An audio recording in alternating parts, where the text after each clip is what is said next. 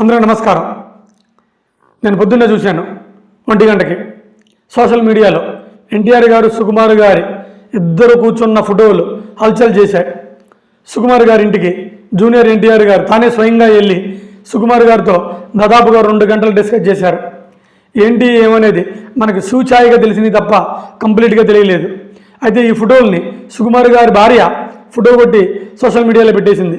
అక్కడ నుంచి మోత మోగిపోయినాయి. అయితే మనకున్న విశ్వసనీయ సమాచారాన్ని బట్టి మాత్రం ఇదిగా భావించవచ్చు. అదేంటంటే ఫస్ట్ పెద్ద సినిమాని సుకుమార్ గారు ఎన్టీఆర్ గారికే చెప్పమని ఆ బుచ్చిబాబు గారికి చెప్పారంట. ఆ బుచ్చిబాబు గారు ఎన్టీఆర్ గారి దగ్గరకు వచ్చారు.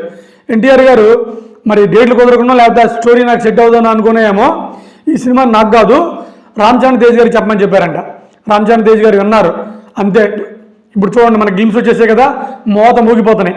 నిజంగా గ్లిమ్స్ ఎంత అద్భుతంగా ఉన్నాయంటే అది దేవర సినిమాని పుష్ప 2 సినిమాని కూడా దాటి వెళ్ళిపోయినాయి. అద్భుతం. అయితే మన ఎన్టీఆర్ గారు సుకుమార్ గారి ఇంటికి వచ్చి ఈ విషయాన్ని డిస్కస్ చేశారని కూడా అందరూ అనుకుంటున్నారు. ఏ విషయాన్ని? సుకుభాయ్ ఆ సినిమాని నా తమ్ముడికి నా అన్నకు ఇవ్వటం, రామ్ చరణ్ తేజ్ గారికి ఇవ్వటం చాలా మంచిది, ఆయన దానికి 100% న్యాయం చేశారు అని ఇద్దరు డిస్కస్ చేసుకుంటున్నట్టు ఇంకోటి కూడా డిస్కస్ చేసుకున్నారంట.